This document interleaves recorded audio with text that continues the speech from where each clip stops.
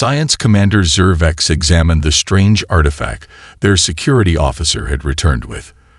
The object appeared to be a simple metallic sphere, no larger than a Vox egg, yet it defied their most sophisticated analysis tools. Its surface rippled like liquid despite being solid to the touch, and it emitted no energy signatures their sensors could detect. "This shouldn't be possible," muttered Chief Scientist Renlo, mandibles twitching with frustration. "The material composition doesn't register on our spectral analyzers." The security officer, Tazver, stood nearby, her compound eyes darting nervously between the sphere and the darkening forest around them. "I don't remember finding it," she admitted. "One moment I was scanning the northern perimeter, the next I was walking back to camp with this in my hand. There's a gap in my memory." Zervex ordered an immediate medical scan of Tazver. The results only deepened the mystery. Neural activity in her memory centers showed patterns typical of extensive interaction. Yet those memories remained inaccessible. Someone or something had spoken with her at length, then selectively erased her recollection of the encounter. As the expedition established a secure perimeter for the night, Zervex couldn't shake the feeling of being watched. The forest around them was too quiet, the wildlife too deliberately absent. According to their historical records, Earth's ecosystems should be chaotic, unpredictable. Yet everything here felt meticulously arranged, like specimens in a museum. Near midnight, the sphere began to change. Its surface shifted from silver to a deep blue, and microscopic points of light appeared across it, forming constellations that matched exactly the stars visible above them. "It's a map," Zervex realized, watching as one constellation brightened more than the others. The pattern matched nothing in their star charts, but when Zervex glanced skyward, the same formation now gleamed prominently overhead, stars that hadn't been visible just hours before. Expedition Navigator Mevdor performed rapid calculations, her exoskeleton plates clicking with agitation. "Commander, those stars aren't newly visible. They've always been there, but they don't appear in any of our astronomical data. It's as if our records were deliberately altered before we arrived." A low vibration began emanating from the surrounding forest floor. The expedition's seismic equipment registered movement deep underground. Massive systems activating in perfect synchronization. The trees around their camp began emitting a subtle bioluminescence, their trunks pulsing with patterns that data specialists identified as complex mathematical sequences, prime numbers, Fibonacci series, quantum entanglement formulas. "This isn't a forest," whispered Renlo. "It's a communication network." The ground beneath their landing craft shifted slightly, compensating for a weight change that hadn't occurred. Their sensors revealed the disturbing truth. Something was extracting samples from their ship's hull at the molecular level. Dawn approached with unsettling swiftness, the night cycle shorter than their calculations had predicted. As light broke over the horizon, the expedition made another disturbing discovery. The position of the sun was exactly 3 degrees off from their navigational expectations. Either their instruments were malfunctioning across the board, or Earth itself had been moved. A series of perfectly geometric clearings became visible from their elevated position, arranged in a pattern that appeared random until Mevdor ran it through their xenolinguistic translation matrix. The message was simple and chilling in its directness. "We have been expecting you. Proceed to the coordinates embedded in the artifact. Further observation without invitation will be considered hostile intent." Zervex looked again at the mysterious sphere, which now projected a holographic path leading deep into the forest. The expedition had a choice: retreat to orbit and report these impossible findings, or follow the path laid before them into what was clearly a trap, or perhaps a long-awaited invitation. Junior scientist Kellamore pressed her sensory appendage against the inner wall of the monitoring station, feeling subtle vibrations that suggested vast machinery operating beyond. The doorway they had discovered in the ancient sequoia had led them into a facility that defied explanation, its interior dimensions impossibly larger than the tree's exterior could contain. Some form of spatial manipulation technology. Chief Scientist Renlo hypothesized, examining displays that hovered in midair without visible projectors. They folded space within the tree itself. The surveillance feeds showing the Vox homeworld were disturbingly detailed, street-level imagery of their capital cities, internal views of government buildings, even live feeds from military installations supposedly protected by the most advanced security measures. One screen showed the Vox High Council in session, discussing the very expedition now standing in this hidden facility. "This is impossible," Commander Zervex whispered, mandibles clicking rapidly in distress. "These are secure locations. Our quantum encryption is child's play to them." A voice finished. The expedition members turned in unison. Where moments before had been an empty corridor now stood a human figure, a female by their biological records, though her features seemed to shimmer slightly, as if not entirely physical. "I am Observer Serena," she said, her voice perfectly mimicking Vox speech patterns despite coming from an anatomy that should have made such sounds impossible. "Welcome to Outpost 12 Delta. We've been monitoring your approach since you entered the heliopause." Zervex stepped forward, careful to maintain a non-threatening posture. "You've been observing our civilization, just as you once observed ours," Serena replied with a slight incline of her head. "Though we've proven somewhat more thorough in our methods." Security Officer Tazvir moved subtly toward a defensive position, but froze when Serena glanced her way. "We've already met, Security Officer, though I understand why you don't remember." The displays shifted, now showing recordings of the Vox's first expedition to Earth 500,000 years ago. The images were taken from perspectives impossible for primitive humans. Aerial views, microscopic detail of Vox technology, even thermal imaging of their ship interiors. "You weren't alone when you first came here," Serena explained, manipulating the displays with subtle hand gestures. "While your scientists were busy collecting samples of our primitive tools, we were analyzing your propulsion systems, weapons capabilities, and biological vulnerabilities." The revelation sent shockwaves through the expedition team. Their ancestral records contained no hint that humans had been anything but passive subjects of study. "How?" demanded Renlo. "Our historical data shows your species barely mastering basic metallurgy." Serena smiled. "A convenient facade. We learned early that appearing harmless has strategic advantages." She gestured toward a circular platform at the center of the room. It illuminated, revealing a three-dimensional map of the galaxy with thousands of points highlighted in various colors.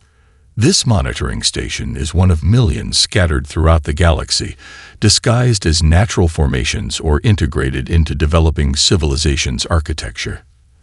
The trees you've been examining are both biological entities and quantum-entangled transmission nodes." Kellamore moved closer to the galactic map, her scientific curiosity momentarily overriding caution. "These markers, they're observation posts." "Among other things," Serena replied. "Some are defensive installations, others are evacuation coordinates." Her expression grew serious. "The rest are quarantine zones containing threats you cannot imagine." The floor beneath them suddenly shifted, descending smoothly into the earth. The walls of the elevator shaft revealed layer after layer of technology. Defense systems, energy collectors, and information processors woven seamlessly into the planetary crust. "Your arrival has accelerated certain timetables," Serena explained as they descended deeper. "The Council has authorized your introduction to the true Earth. I should warn you, what comes next will fundamentally change how you perceive the universe." Archivist Ilara led the Vox delegation through the underground metropolis, past structures that seemed to phase between multiple architectural styles simultaneously.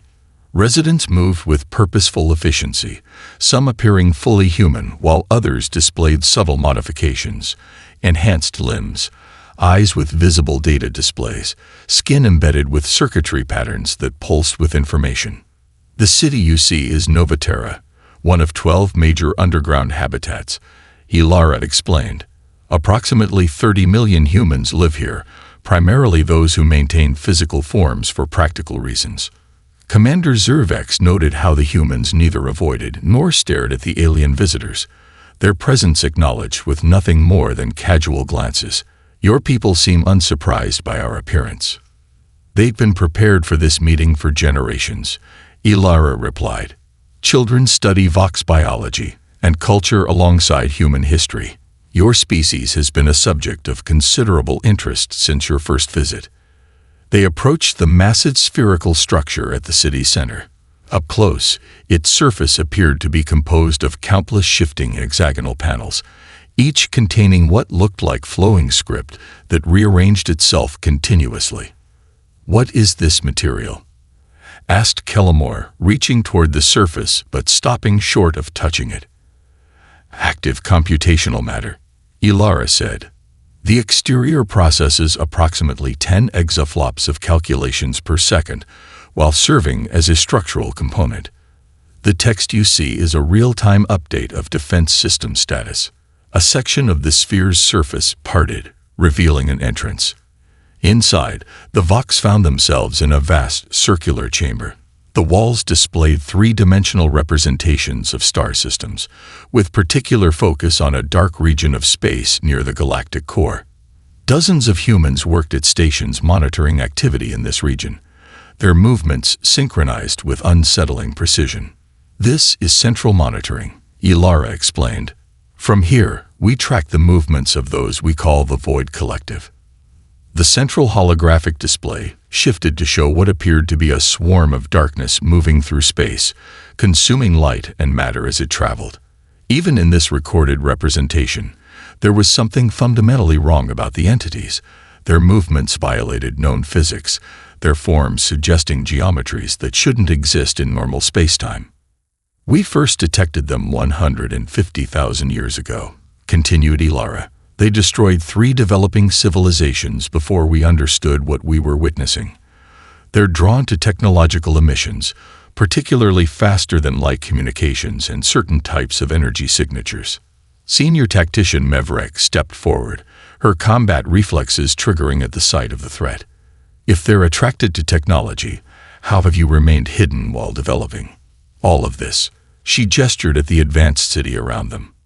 A tall human male approached from a nearby monitoring station.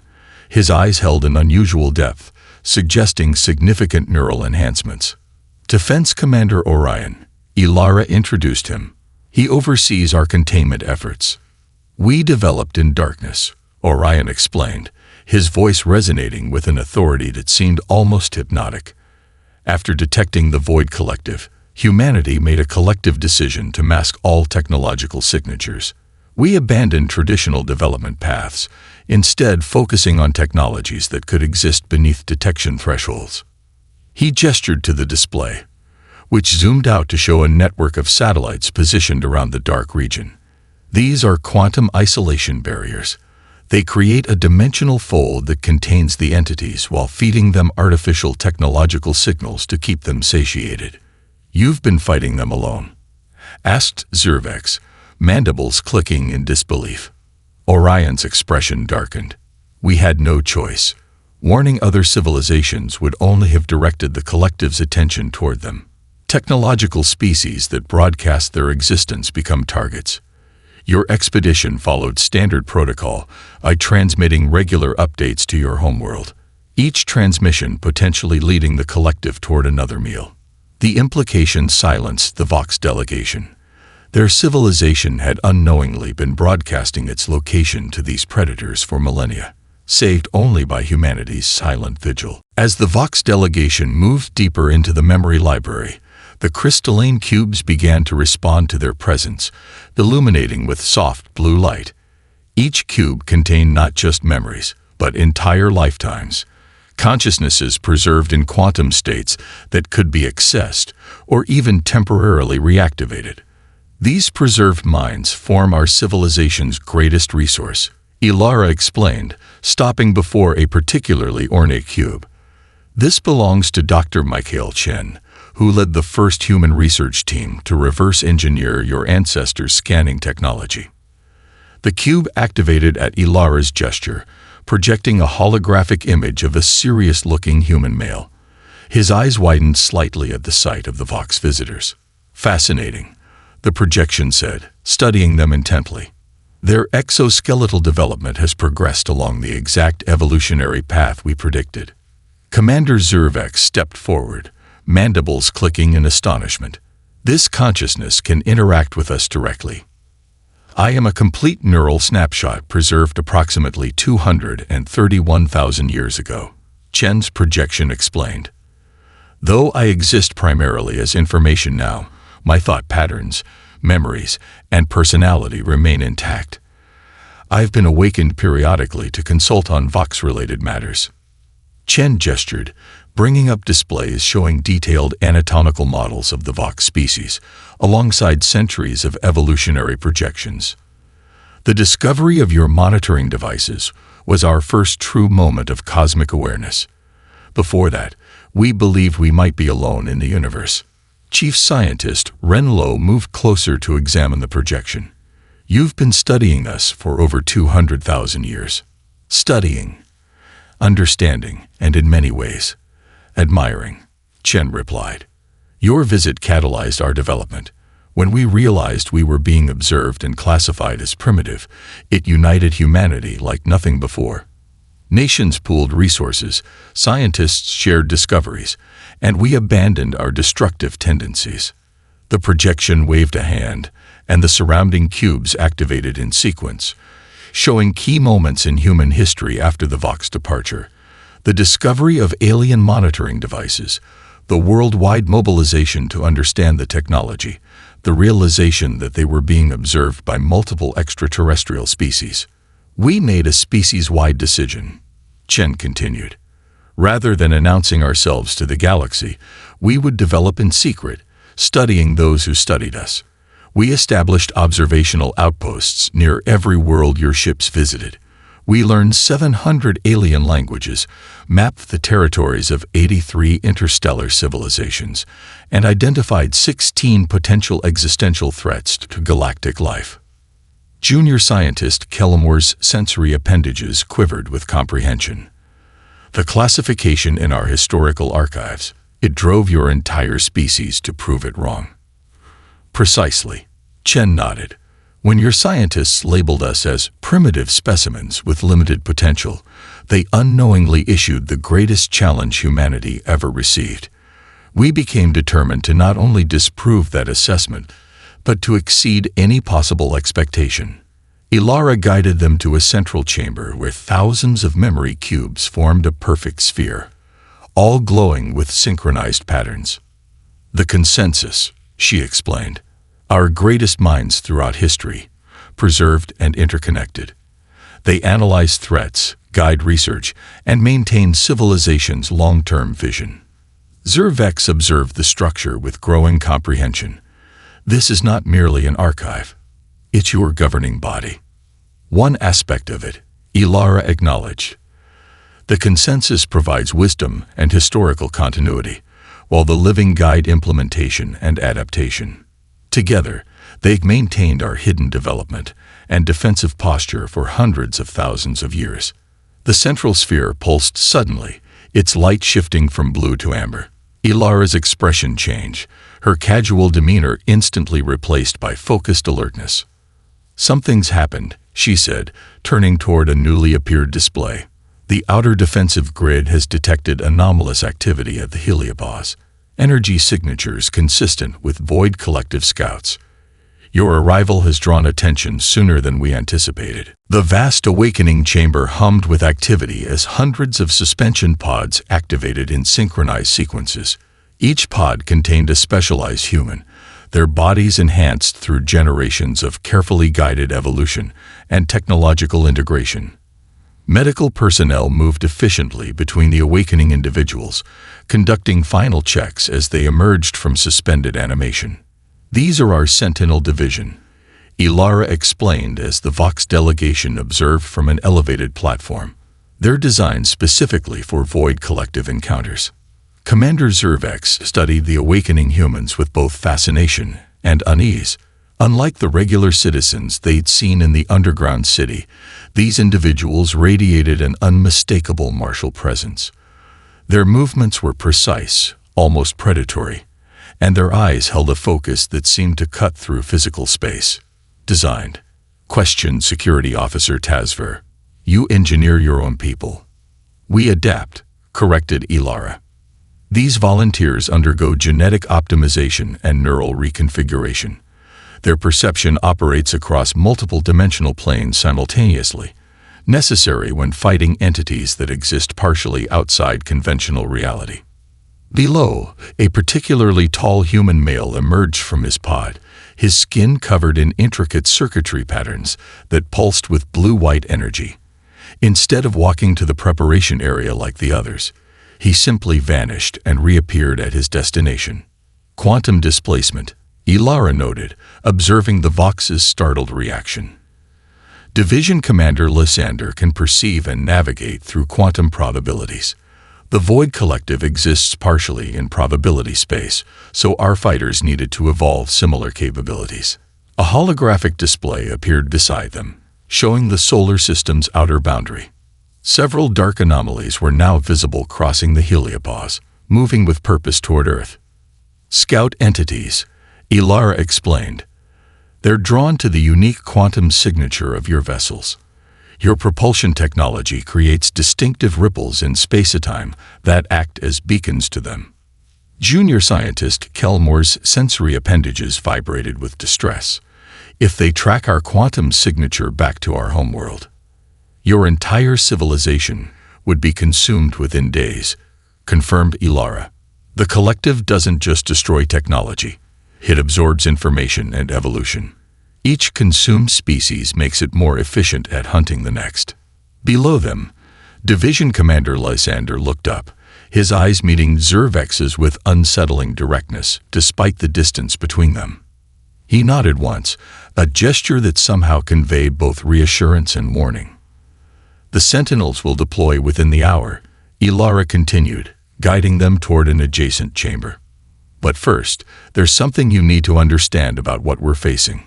The new chamber contained a single containment field in its center.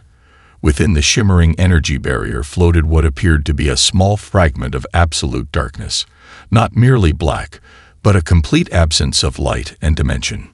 This is a captured particle of a void entity, Ilara explained, her voice dropping to a near whisper. Completely inert and isolated, yet still dangerous. We've contained it in a quantum lock for nearly 80,000 years. Chief Scientist Renlo approached cautiously, scientific curiosity overriding caution. It appears to be nothing. That's the danger, Ilara said.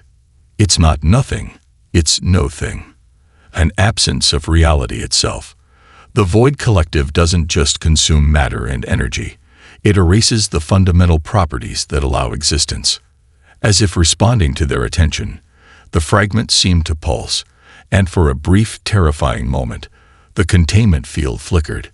In that instant, every Vox felt a sensation of existential vertigo, as if their very consciousness was being pulled toward oblivion.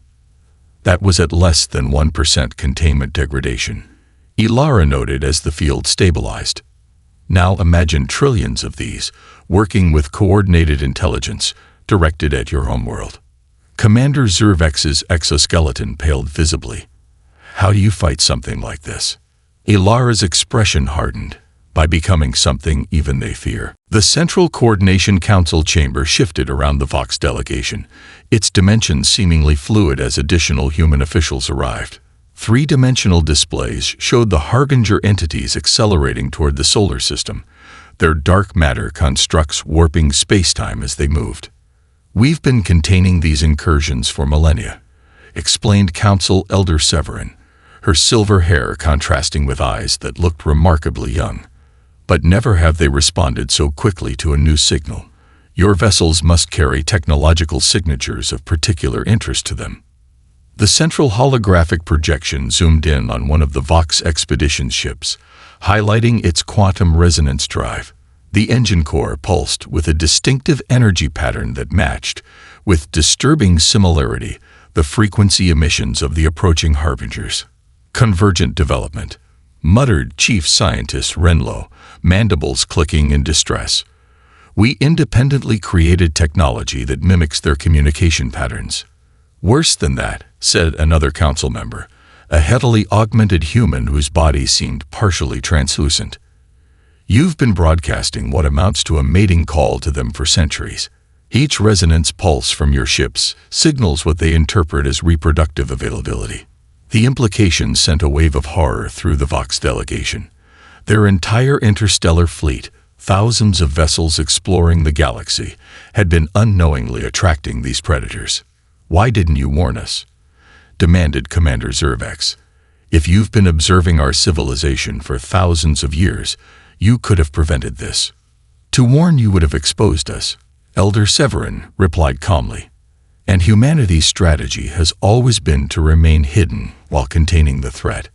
We've destroyed 17 Harbinger scout waves before they could reach populated systems, diverted 33 major incursions, and quarantined 6 fully infested sectors.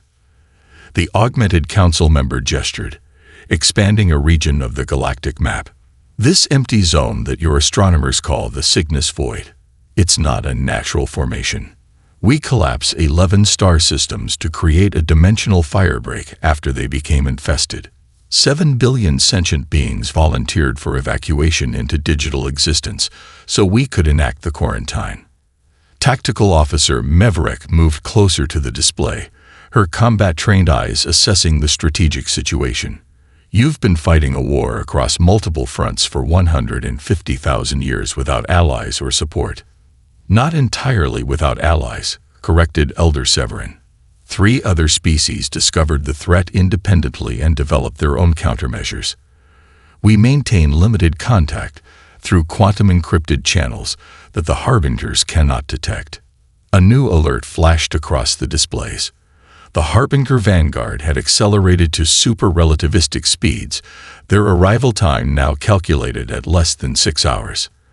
They've never moved this aggressively before, said the augmented council member, concern evident in his voice. Your presence has triggered something unprecedented.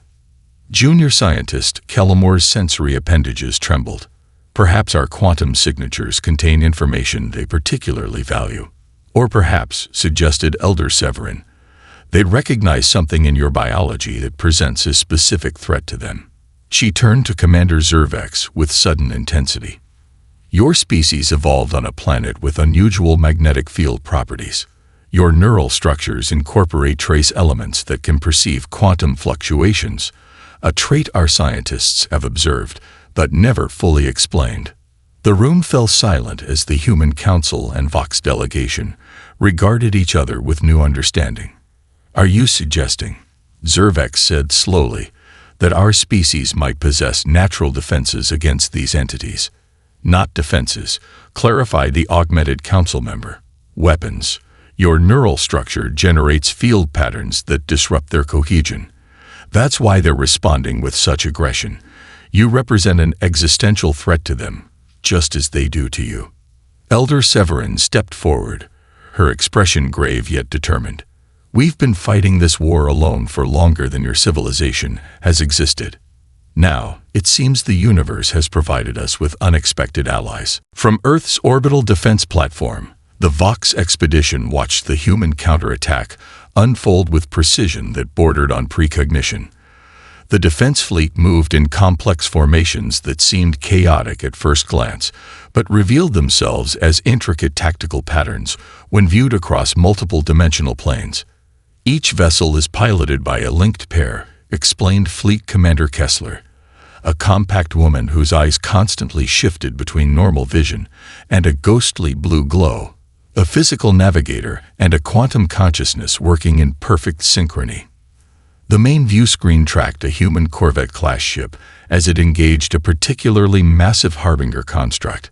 The human vessel seemed to anticipate the Harbinger's movements, positioning itself where the enemy would be moments before the dark matter entity shifted position.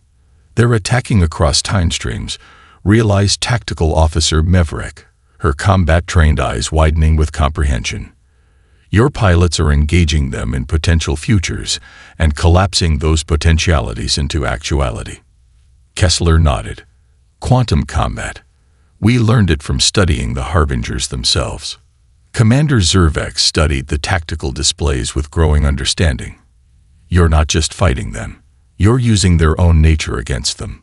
The only effective strategy we found, confirmed Kessler. Conventional weapons pass through their quasi-material forms, but quantum disruption, targeting their probability states rather than their physical manifestations, that forces them to fully materialize or retreat. A particularly dramatic engagement drew their attention. 3 human ships had surrounded a massive Harbinger node, bombarding it with weapons that fired not energy or matter, but concentrated waveform collapses. Where the weapons struck, the darkness of the Harbinger entity seemed to crystallize into normal spacetime, vulnerable to conventional attacks that followed immediately.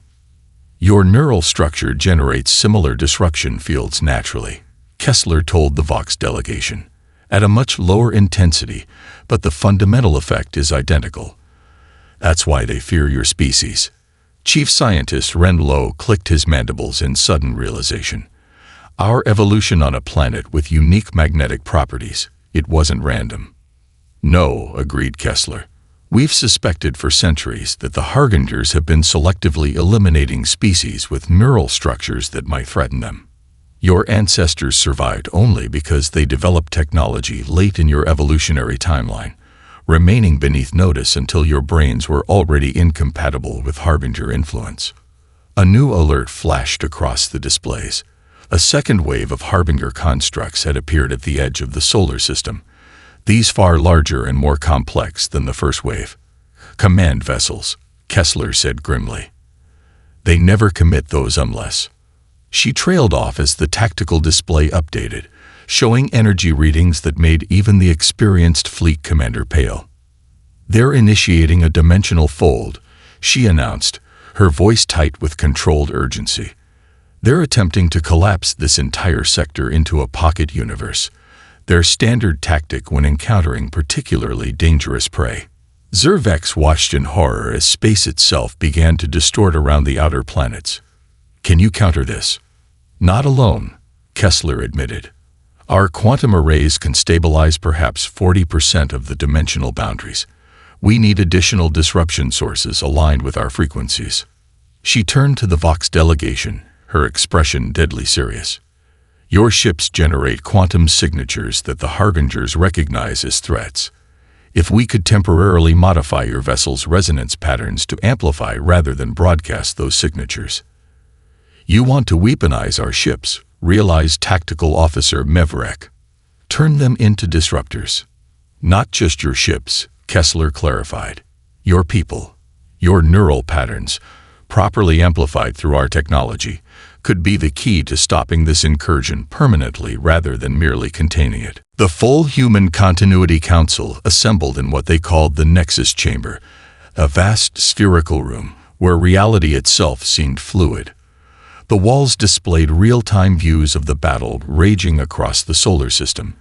Human vessels engaged in complex dimensional combat against the increasingly aggressive Harbinger constructs.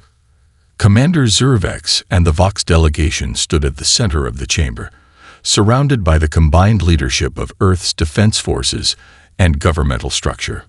Among them were humans in their natural biological form, others with varying degrees of technological enhancement, and several who existed primarily as holographic projections, their consciousness housed in computational substrates rather than flesh. We've managed to stabilize the dimensional boundaries, explained Elder Severin, but our quantum arrays are approaching critical stress limits. The Harbingers have committed more resources to this incursion than any we've encountered in 50,000 years. Supreme Defense Coordinator Hawthorne, a tall woman whose eyes reflected starlight despite the indoor setting, stepped forward. Our analysis confirms what we suspected. They perceive the combined presence of human quantum technology and Vox neural patterns as an existential threat. This isn't a standard resource-gathering incursion. It's an elimination attempt. The primary display showed a tactical overview of the ongoing battle. Human ships maneuvered with impossible precision, anticipating Harbinger movements seconds before they occurred. Yet for every dark matter construct, they managed to destabilize. 3 more emerged from the dimensional rifts at the system's edge. We're fighting a containment action, Hawthorne continued, but not a winnable battle. Not without something they don't expect. Junior scientist Kel Moore, who had been studying the tactical displays with increasing comprehension, suddenly clicked her mandibles in excitement. The resonance patterns, their harmonics. Chief Scientist Renlo turned to his colleague, sensory appendages vibrating with sudden understanding. Of course, their quantum signatures are wave functions, if properly phased. They could be made to destructively interfere, finished Elder Severin, a spark of hope in her ancient eyes. Precisely what our scientists theorized, but could never implement without your neural patterns as a baseline. Tactical Officer Meverick stepped forward, her combat-trained mind quickly assessing implications. You need us to serve as a template for a quantum disruption weapon. Not a weapon, corrected Hawthorne. A signal. Your neural patterns, combined with our quantum technology, could broadcast a disruption field that forces the Harbingers to fully materialize, making them vulnerable to conventional attacks. Commander Zervex considered the proposal, mandibles clicking thoughtfully. This would require direct neural interface between our people and your technology. The risk to my crew would be significant, acknowledged Elder Severin. But the alternative is watching your homeworld suffer the fate we've been fighting to prevent for hundreds of thousands of years. A new alert flashed across the displays. The dimensional rifts were expanding, more Harbinger constructs pouring through than the human fleet could engage. There's something else you should understand, said Hawthorne, her expression grave. If this works, if we successfully demonstrate that our combined capabilities can not just contain, but actively repel the Harbingers, it changes everything. The galactic balance of power, realized Zervex. More than that, said Elder Severin. It means the end of humanity's isolation. For 500,000 years, we've hidden our true nature from the galaxy, developing in secrecy, fighting a war no one else knew existed. If we reveal ourselves now, there's no going back. The chamber fell silent as the implications settled over everyone present. The Harbingers had forced a moment of truth, not just for the immediate battle, but for the future of both civilizations and perhaps the galaxy itself. 500,000 years ago, your ancestors classified us as primitive specimens with limited potential, said Hawthorne, extending her hand to Zervex in a gesture of alliance. Today, we ask you to stand with us as equals against the darkness that threatens all life.